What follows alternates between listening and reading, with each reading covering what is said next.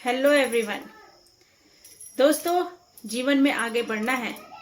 जीवन में आगे बढ़ना है तो थोड़े बहरे बन जाओ। क्यों? क्योंकि बहुत से लोगों की बातें ऐसी होती हैं जो मनोबल तोड़ देती हैं।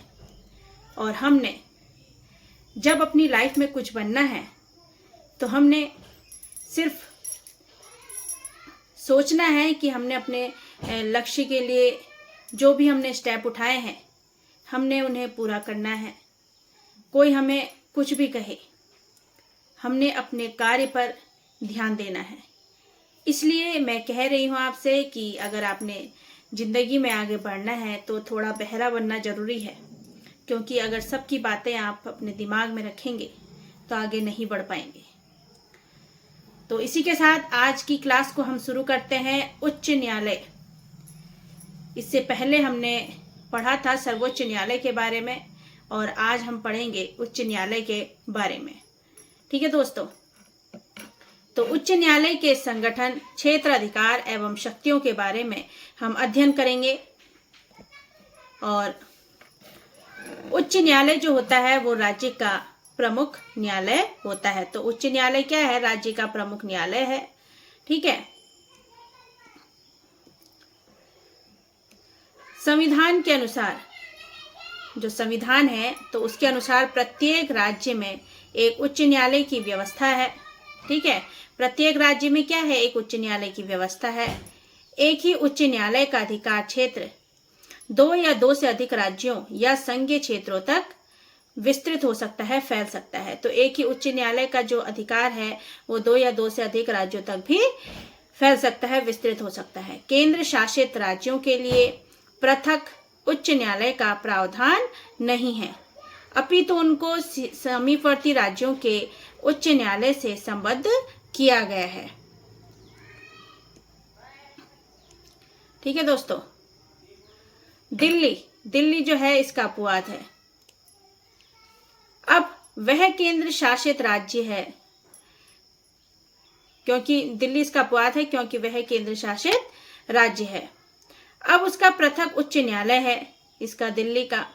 राज्यों में उच्च न्यायालय की स्थापना या उससे संबंधित व्यवस्था में परिवर्तन का अधिकार किसको प्राप्त है? संसद को प्राप्त है। ठीक है।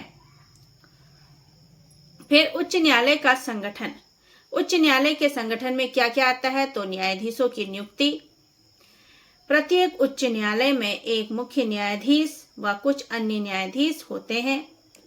ठीक है, जिनकी जो संख्या होती है निश्चित करने का अधिकार किसको है? राष्ट्रपति को है। राष्ट्रपति जो है उच्च न्यायालय के मुख्य न्यायाधीश की नियुक्ति भारत के प्रधान मुख्य न्यायाधीश और उस राज्य के राज्यपाल के परामर्श से करता है। तो राष्ट्रपति उच्च न्यायालय के मुख्य न्यायाधीश की नियुक्ति किसके परामर्श से करता है? भारत के प्रधान या मुख्य न्यायाधीश और उस राज्य के राज्यपाल के परामर्श से करता है।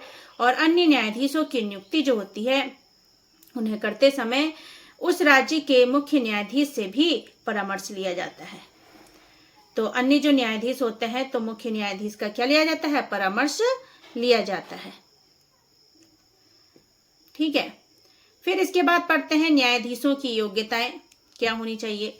तो उच्च न्यायालय का न्यायाधीश बनने के लिए किसी व्यक्ति में क्या योग्यताएं होनी चाहिए? तो देखते हैं, यह योग्यताएं जो है अनिवार्य मानी गई हैं। तो वह क्या होना चाहिए? भारत का नागरिक हो, भारत के किसी भी न्यायालय में कम से कम 10 वर्षों तक न्यायाधीश के पद पर कार्य कर चुका हो। भारत का नागरिक तो सभी के उसमें आ जाता है योग्यताओं में। और भारत के किसी भी न्यायालय में कम से कम 10 वर्षों तक न्यायाधीश के पद पर कार्य कर चुका हो, अथवा भारत के किसी एक या अधिक उच्च न्यायालयों में लगातार 10 वर्षों तक वकालत कर चुका हो, जैसे सर्वोच्च न्यायालय में किया गया था। या तो हाई कोर्ट का होना चाहिए, उसे हाई कोर्ट में काम किया हुआ होना चाहिए, या फिर 10 वर्षों के लिए अधिवक्ता या वकील के रूप में कार्य करना चाहिए, तो वैसे ही इसमें है। अथवा राष्ट्रपति की दृष्टि में लब्ध प्रतिष्ठित न्यायविद भी हो। ठीक है। फिर न्यायाधीशों के जो वेतन है और भत्ते हैं उनके बारे में पढ़ते हैं। तो न्यायाधीशों के वेतन और भत्तों के बारे में तो संविधान के अनुच्छेद 221 के अनुसार उच्च न्यायालय के न्यायाधीशों को ऐसे वेतन दिए जाएंगे जो संसद विधि द्वारा निर्धारित करे। जो संसद निर्धारित करे, किसके द्वारा? विधि के द्वारा। ये वेतन और भत्ते राज्य की संचित निधि से दिए जाते हैं। ठीक है। न्यायाधीशों की नियुक्ति के बाद उनके वेतन तथा भत्तों में कोई अलाभकारी परिवर्तन नहीं किया जाएगा। कितना वेतन रखा गया है? तो उच्च न्यायालय के जो मुख्य न्यायाधीश हैं उनको 90,000 रुपये तथा अन्य न्यायाधीशों को 80,000 रुपये प्रतिमाह वेतन प्राप्त होता है। इसके अतिरिक्त न्यायाधीशों को निवास स्थान, विभिन्न प्रकार के भत्ते, कार तथा सेवानिवृत्ति के बाद पेंशन आदि की भी सुविधाएं मिली हुई हैं। ठीक है। न्यायाधीशों का कार्यकाल देख लेते हैं क्या होता है उच्च न्यायालय के। तो न्यायाधीशों का कार्यकाल है कि मूल संविधान के अनुसार न्यायाधीश 60 वर्ष की आयु तक अपने पद पर रह सकते हैं, परंतु 15वें संविधान संशोधन द्वारा उच्च न्यायालय के न्यायाधीशों की सेवानिवृत्ति की आयु 60 वर्ष से बढ़ाकर 62 वर्ष कर दी गई है। ठीक है। फिर 104वें संविधान संशोधन विधेयक 2010 के द्वारा उच्च न्यायालयों के न्यायाधीशों की सेवानिवृत्ति आयु 62 वर्ष से बढ़ाकर कितनी कर दी गई है? 65 वर्ष कर दी गई है। 104वें संविधान संशोधन विधेयक के द्वारा 2010 में उच्च न्यायालय के जो न्यायाधीश हैं उनकी सेवानिवृत्ति आयु कितनी कर दी गई है? 62 से 65 वर्ष कर दी गई है। इससे पहले भी यदि कोई न्यायाधीश अपने पद से त्याग पत्र देना चाहे तो वह राष्ट्रपति को त्याग पत्र भेजकर अपना पद त्याग सकता है। ठीक है। उच्च न्यायालय के किसी न्यायाधीश को असमर्थता या कार्य करने में अगर वह अक्षम है या कदाचार, नियम विरुद्ध कार्य करता है तो उसके आधार पर भी राष्ट्रपति द्वारा उसे हटाया जा सकता है। न्यायाधीश को अगर वह नहीं कर सकता है, कार्य नहीं कर सकता, बीमार है या वह किसी नियम के विरुद्ध कार्य कर रहा है, ठीक है, आरोप लग गया है, तब भी उसे राष्ट्रपति हटा सकते हैं न्यायाधीश को। इसके लिए संसद के प्रत्येक सदन द्वारा अपनी कुल संख्या के बहुमत तथा उपस्थित सदस्यों के 2/3 बहुमत से प्रतिवेदन का समर्थन किया जाना आवश्यक है उनको हटाने के लिए न्यायाधीश को। ठीक है। अब देखते हैं न्यायाधीशों का स्थानांतरण। तो न्यायाधीशों का स्थानांतरण क्या कहता है कि राष्ट्रपति को यह अधिकार भी है कि वह उच्च न्यायालय के किसी न्यायाधीश को किसी अन्य उच्च न्यायालय में भेज सकता है। ठीक है, स्थानांतरित कर सकता है। न्यायाधीशों पर प्रतिबंध क्या है? तो न्यायाधीशों पर प्रतिबंध है कि संविधान के अनुच्छेद 200 के अनुसार 200 अनुच्छेद आर्टिकल 200 के अनुसार उच्च न्यायालय का कोई स्थायी न्यायाधीश पद निवृत्ति के बाद उच्च न्यायालय में या उस न्यायालय के किसी अधीनस्थ न्यायालय में वकालत नहीं कर सकता। ठीक है, जो स्थायी न्यायाधीश है तो वह पद निवृत्ति के बाद उच्च न्यायालय में या उस न्यायालय के किसी अधीनस्थ न्यायालय में वकालत नहीं कर सकता। वह अन्य उच्च न्यायालयों या सर्वोच्च न्यायालय में वकालत अवश्य कर सकता है। उच्च न्यायालय की क्या शक्तियां हैं? तो उच्च न्यायालय की जो शक्तियां हैं और अधिकार क्षेत्र हैं तो देखते हैं क्या है। तो भारत के प्रत्येक उच्च न्यायालय को 2 प्रकार की शक्तियां मिली हुई हैं। ठीक है, एक न्याय संबंधी और एक प्रशासन संबंधी। ठीक है, इसके अतिरिक्त उच्च न्यायालय अभिलेख न्यायालय के रूप में भी कार्य करता है।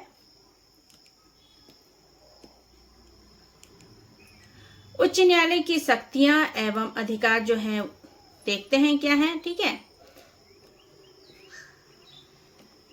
तो प्रारंभिक क्षेत्राधिकार, मूल अधिकारों के रक्षण से संबंधित विवाद प्रारंभ से ही उच्च न्यायालय में प्रस्तुत होते हैं, क्योंकि इन विवादों की सुनवाई का अधिकार राज्य के किसी अन्य न्यायालय को प्राप्त नहीं है। मूल अधिकारों की रक्षा हेतु उच्च न्यायालय द्वारा विभिन्न प्रकार के लेख जारी किए जाते हैं, जैसे कि बंदी प्रत्यक्षीकरण हमने पढ़ा था, लेख बंदी प्रत्यक्षीकरण, लेख परमादेश, प्रतिषेध, अधिकार प्रच्छा और उत्प्रेषण, इन सब के बारे में हमने पहले अपनी पिछली क्लास में पढ़ा था ना। अगर याद नहीं है तो प्लीज एक बार देख लीजिएगा। इसके अतिरिक्त प्रारंभिक क्षेत्राधिकार के अंतर्गत उच्च न्यायालय को वसीयत, विवाह विच्छेद, विवाह विधि, कंपनी कानून तथा न्यायालय की अवमानना आदि से संबंधित विवादों को सुनने का भी अधिकार है। अब भारतीय संघ के उच्च न्यायालयों में कोलकाता, मुंबई, चेन्नई उच्च न्यायालयों को अन्य उच्च न्यायालयों की अपेक्षा अधिक अधिकार क्षेत्र प्राप्त है। ठीक है, कोलकाता, मुंबई, चेन्नई उच्च न्यायालयों को क्या है, ज्यादा अधिकार मिले हुए हैं। इसके बाद आते हैं अपीलीय क्षेत्राधिकार। तो अपीलीय क्षेत्राधिकार में क्या है कि इस अधिकार के अंतर्गत उच्च न्यायालय अपने अधीनस्थ न्यायालयों के निर्णयों के विरुद्ध प्रस्तुत की गई अपीलें सुनता है। ठीक है, जो अधीनस्थ न्यायालय होता है उनके विरुद्ध प्रस्तुत की गई अपीलें सुनता है, जैसे दीवानी, फौजदारी और राजस्व संबंधी सभी प्रकार के इसमें विवाद सम्मिलित हैं। फिर उच्च न्यायालय को अपने अधीनस्थ न्यायालय से किसी विवाद की समस्त कार्यवाही मंगा सकता है। वह किसी भी विवाद का एक न्यायालय से दूसरे न्यायालय में स्थानांतरण भी कर सकता है, किंतु ऐसा उच्च न्यायालय तभी करता है जब उसे यह विश्वास हो जाए कि किसी विवाद में निष्पक्षता से न्याय नहीं किया जा रहा है। ठीक है, तभी वो क्या करता है, स्थानांतरण करता है। अब यदि किसी सेशन कोर्ट ने किसी अपराधी को मृत्युदंड की सजा दी है तो इस मृत्युदंड की पुष्टि उच्च न्यायालय से होनी आवश्यक है। अगर मृत्युदंड की भी सजा दी है तो इसकी पुष्टि होनी जरूरी है उच्च न्यायालय से। फिर इसके बाद संविधान लागू होने के समय उच्च न्यायालय को राजस्व संबंधी मुकदमों की अपील सुनने का अधिकार नहीं था। संविधान जब लागू हुआ तब उच्च न्यायालय को राजस्व संबंधी मुकदमों की जो अपील है उनका सुनने का अधिकार नहीं था, परंतु अब उच्च न्यायालय को राजस्व संबंधी सभी प्रकार के मुकदमों की अपील सुनने का अधिकार मिला हुआ है। यह अपीलें राजस्व मंडल, रेवेन्यू बोर्ड के जो निर्णयों के विरुद्ध होती हैं। ठीक है, न्यायाधिकरणों, ट्रिब्यूनल्स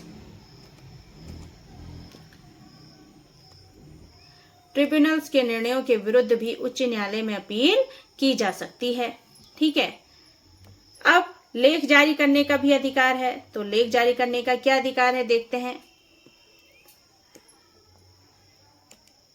तो संविधान के अनुच्छेद 226 के द्वारा उच्च न्यायालयों को मूल अधिकारों को लागू करने तथा अन्य उद्देश्यों की पूर्ति के लिए लेख, आदेश, निर्देश जारी करने का अधिकार है। ठीक है, फिर न्यायिक पुनरावलोकन का अधिकार है। न्यायिक पुनरावलोकन में क्या है कि संविधान द्वारा उच्च न्यायालयों को न्यायिक पुनरावलोकन की शक्ति प्रदान की गई है। न्यायिक पुनरावलोकन भी मैंने आपको बताया था। और उच्च न्यायालयों को अधिकार है कि वह किसी भी ऐसे संवैधानिक संशोधन, केंद्रीय कानून या राज्य के कानून को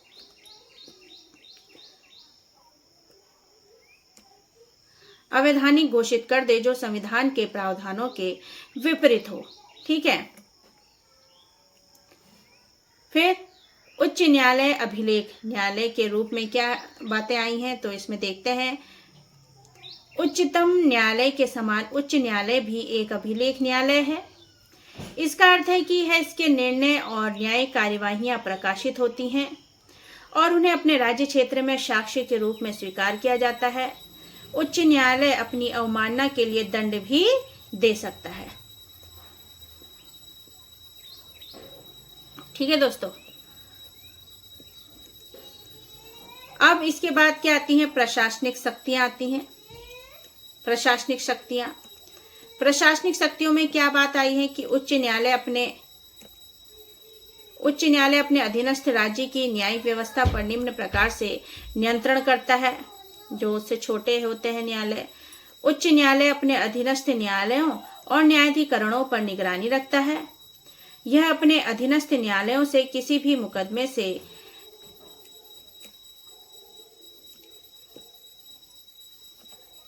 कागजात मंगवा सकता है।